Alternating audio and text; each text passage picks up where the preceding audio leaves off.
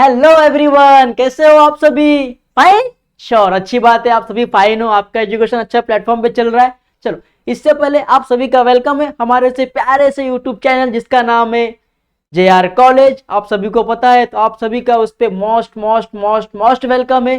जैसे कि बात करें, आज आ गया है 11th स्टैंडर्ड के लिए लेक्चर आ गया, जिसकी आप सभी कब से वेट कर रहे थे कि सर आप लेक्चर डेली अपलोड करो, तो आज आ चुका है वो lecture.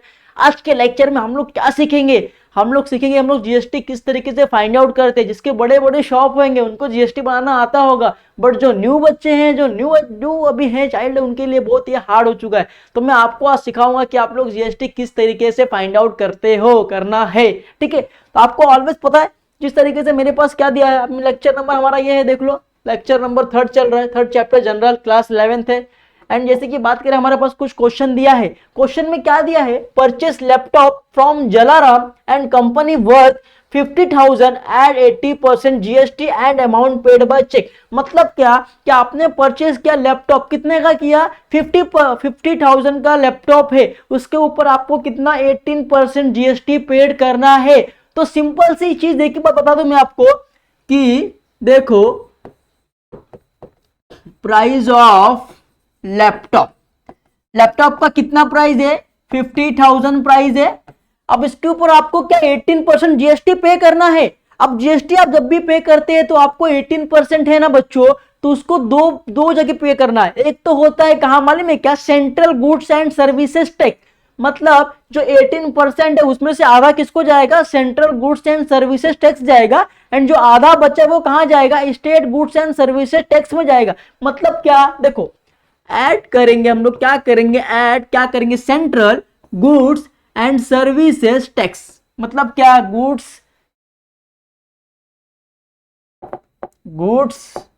Central goods and services tax, CGST add करना है। कितना करना है? 9% करना है, क्योंकि 9% इसको मिलेगा एंड 9% किसको मिलेगा? State goods and services taxes.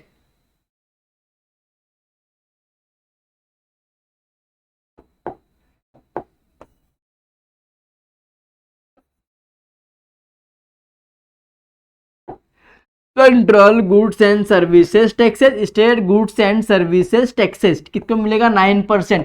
18 में से आधा इसको मिलेगा एंड आधा इसको अपने को टैक्स पे करना है, या तो सेंट्रल को और आधा स्टेट को। ठीक है, अब 50,000 पे 9% आपको निकालना है, तो आप लोग निकालेंगे, मेरे साथ निकालेंगे। चलो, 50,000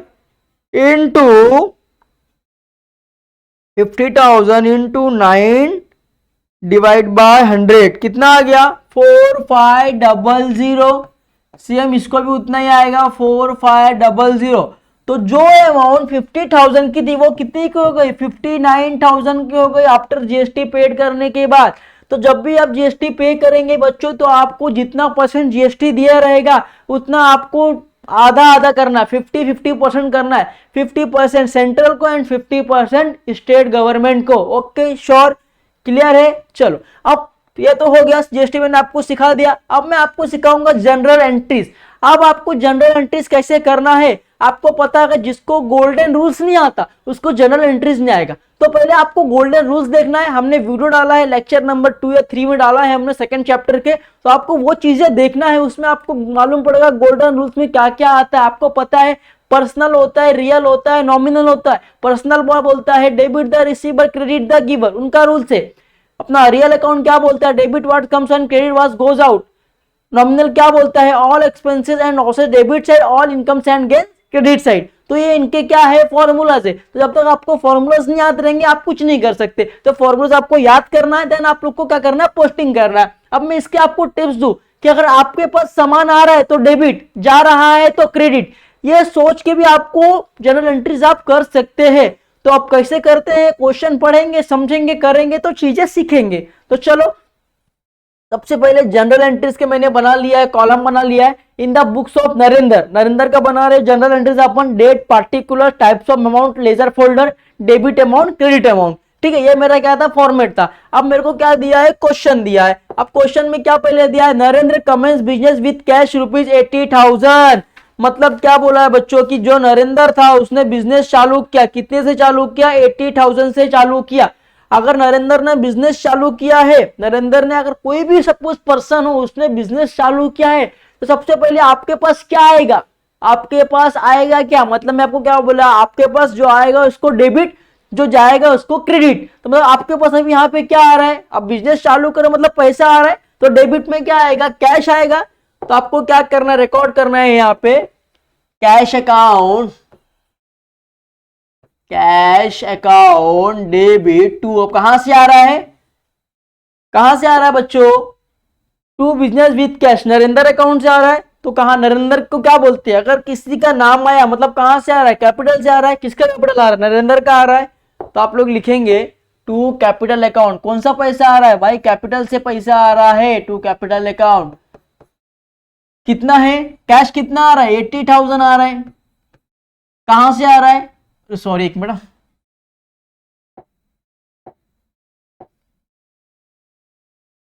चलो ये हो गया। अब इसमें आपको नरेशन लिखना है, नरेशन में आप लोग क्या लिखेंगे, देखो क्या लिखेंगे, नरेशन में आप लोग कुछ भी लिखो, उसके पहले आपको बीइंग यूज करना है।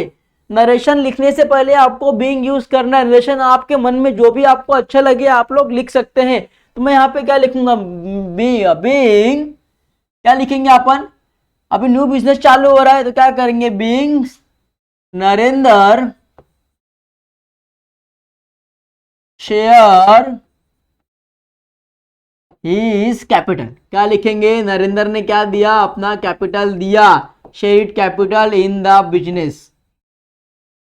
तो आपको जो अच्छा लगे आप लोग लिख सकते हैं, जरूरी नहीं है कि आपको सेम लिखना है नरेशन, आपके मन में जो आएगा आप लोग वो लिख सकते हैं। अब सिंपल सी बात है, कैश अकाउंट कौन सा अकाउंट है, कैश कहां आता है, रियल अकाउंट में आता है, क्योंकि बोला ना debit watt comes in, debit watt credit what goes out, मतलब क्या यहाँ पे क्या डेबिट साइड है, क्या है कैश अकाउंट है। तो कैश अकाउंट कौन सा अकाउंट है, रियल अकाउंट है, रियल अकाउंट में कैश अकाउंट आता है।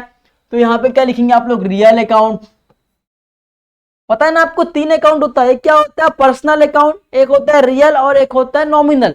तो पर्सनल क्या बोलता है, debit the receiver credit the giver, ठीक है, मतलब जो मिल रहा है वो रिसीवर डेबिट, उसमें क्या होता है, जो पर्सन का नाम होता है वो सब होता है, कैपिटल वगैरह जो आता है वो कहाँ पे आएगा, आपके कहाँ पे आएगा, आपकी इस तरफ आएगा, ठीक है, अपना कैपिटल अकाउंट में। और फिर क्या बोला है, रियल अकाउंट बोला है, तो रियल अकाउंट में जो भी रिलेटेड एसेट से रहेंगे, जो भी रिलेटेड एसेट से रहेंगे वो कहाँ आएंगे, रियल अकाउंट में आएंगे। और नॉमिनल में क्या होएगा, जो भी आपका नुकसान हो रहा है, जो भी आपका फायदा हो रहा है, all expenses and losses, all incomes and कहाँ पे आएंगे, आपके नॉमिनल में आएंगे। मतलब आपको समझ गया ना क्या क्या आएंगे, बराबर, personal account, real account, nominal account. तो ये तीन चीज आपको वहां पे देखना है, जब आप वो चीज देख लोगे तो आपको चीजें बहुत अच्छे से क्लियर हो जाएगी। तो अब कैश कहाँ आता है, रियल अकाउंट में आता है, तो मैं यहाँ पे लिख दूंगा रियल अकाउंट। कैपिटल किधर आता है, पर्सनल अकाउंट में आता है, तो मैं यहाँ पे लिखूंगा personal account. Understand, real account और पर्सनल अकाउंट।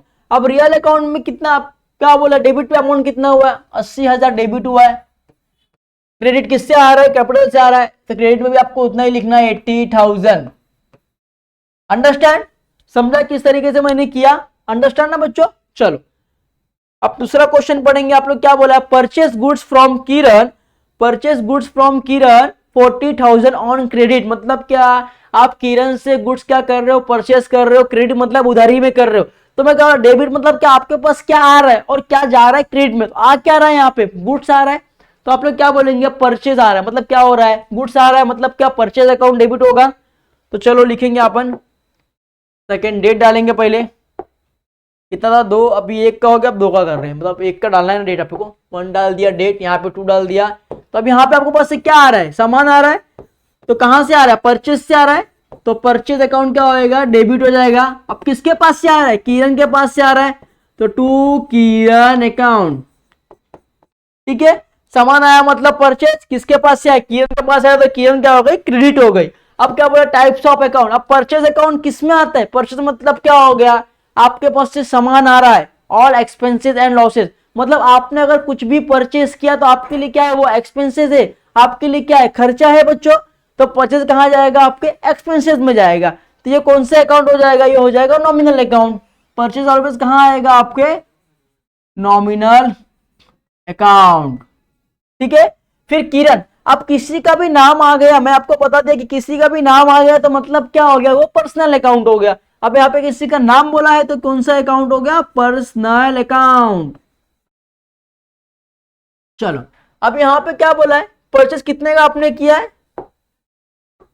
40,000 का किया है, तो डेबिट में भी क्या आएगा 40,000, क्रेडिट में भी कितना आएगा 40,000। नरेशन में क्या लिखेंगे आप लोग, लिखेंगे being goods purchase on credit, मतलब कि आपने गुड्स परचेज किया है क्रेडिट पे। आपको नरेशन में आप कुछ भी लिख सकते हो, ये आप डिपेंड अपॉन यू कि आपको क्या अच्छा लगता है, ठीक है, सिंपल। अब क्या करना है, आपको देखना है तीसरा क्वेश्चन क्या बोला है, डेट देखते हैं पहले क्या बोला है, 10 तारीख को क्या बोला है, 5 तारीख को क्या बोला है।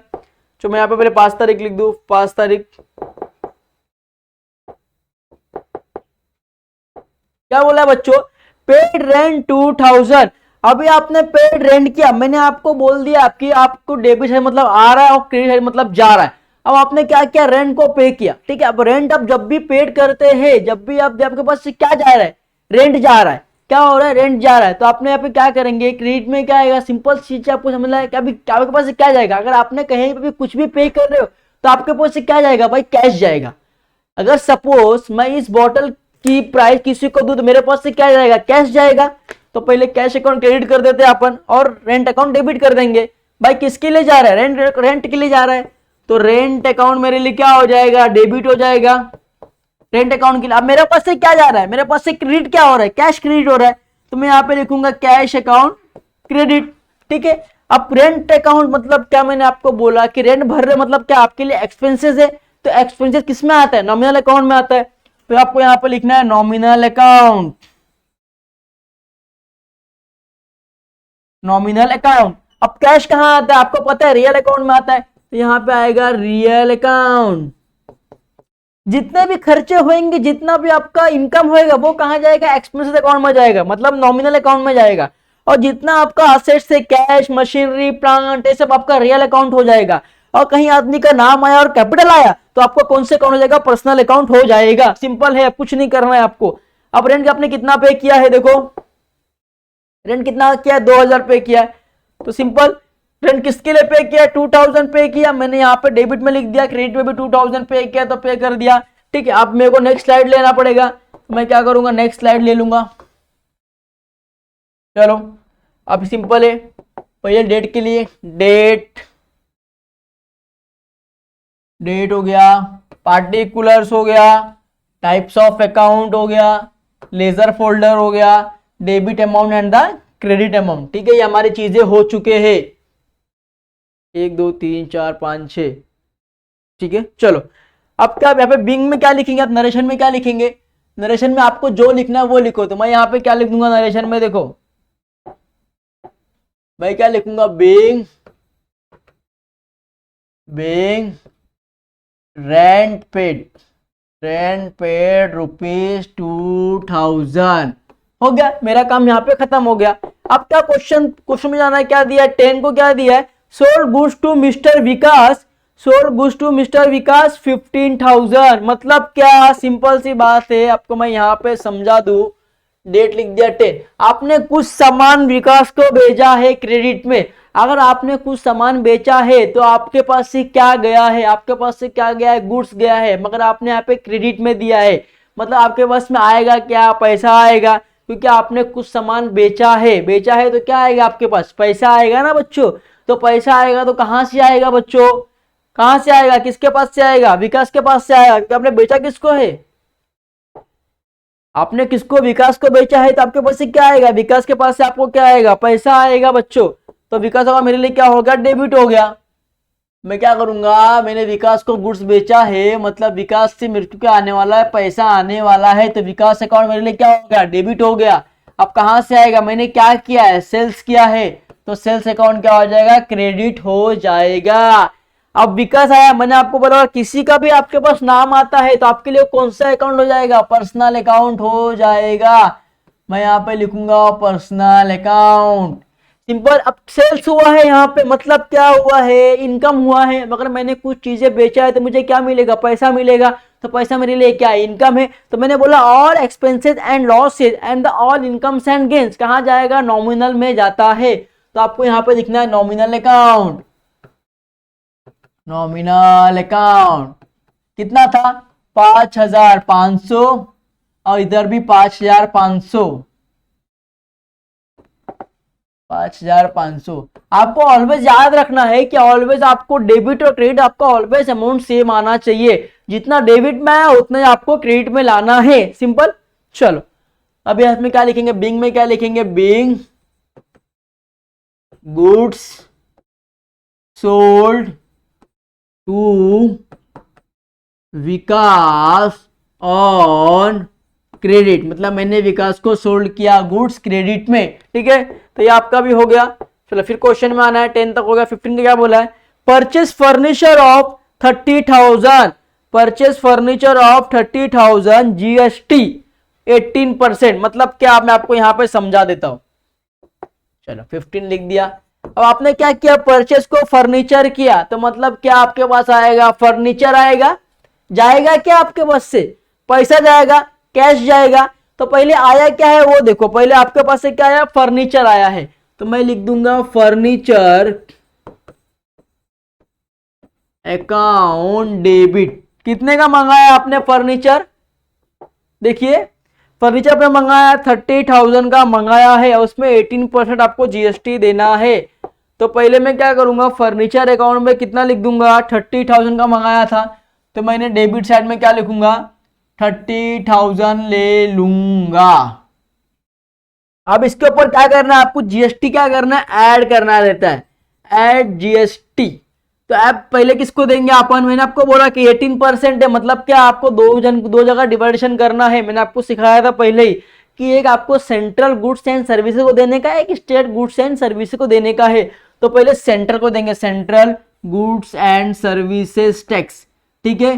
तो कितना देंगे अपन, 9% देंगे, बिकॉज 18 है तो आधा आधा देना पड़ेगा। तो हाफ किसको देंगे, हाफ जीएसटी अपन ने दे दिया सेंट्रल को एंड हाफ दे देंगे स्टेट को, ठीक है, 9%। आप लोग निकालो, 30,000 पे निकालेंगे,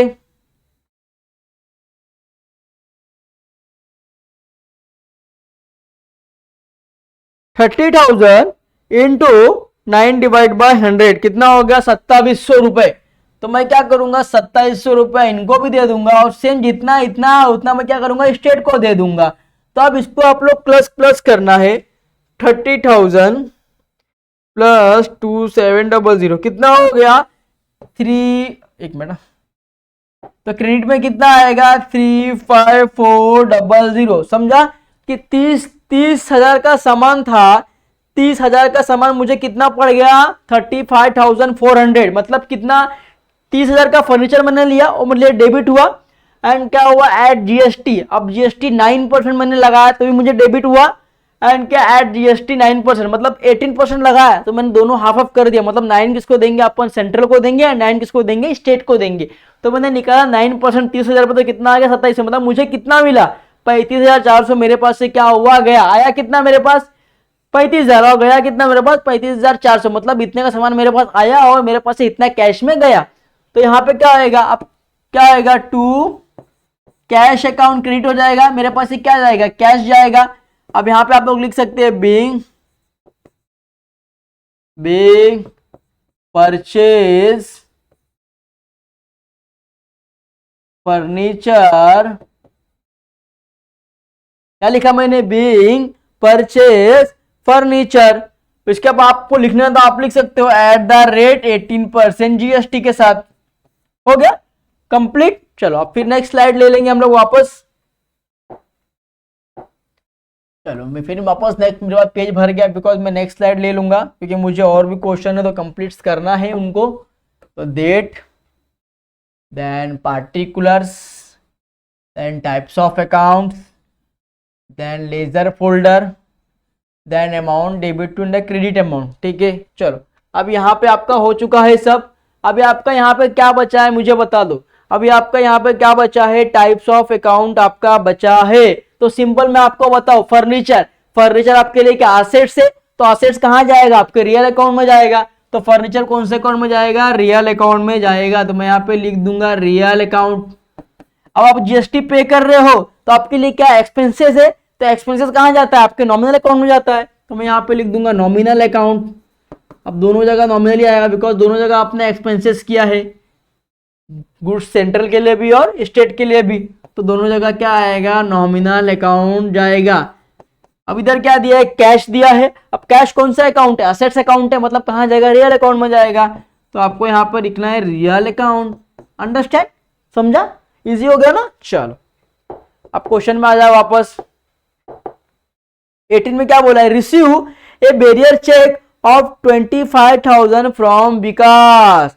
मतलब क्या, आपको बेरियर चेक मतलब आप समझ गया ना, मैंने आपको क्या बोला था, बेरियर चेक मतलब क्या होता है कि आप ऑरियर जाओ काउंटर पे दो एंड आपको तुरंत क्या मिल जाएगा, पैसा मिल जाएगा विदाउट डॉक्यूमेंट देखे हुए। Bearer cheque one type of cash money रहता है, ठीक है। तो अभी बेरियर चेक अगर आपको किसी ने दिया है, सबसे पहले सिंपल क्या बोल रहा है, रिसीव अ बेरियर चेक। अगर आपको किसी ने बेरियर चेक दिया है तो आपको क्या मिलेगा, वहां पे आपके पास क्या आएगा बच्चों, कैश आएगा ना, बेरियर चेक फ्रॉम विकास। तो सिंपल है, आ जाओ क्या लिखेंगे 18।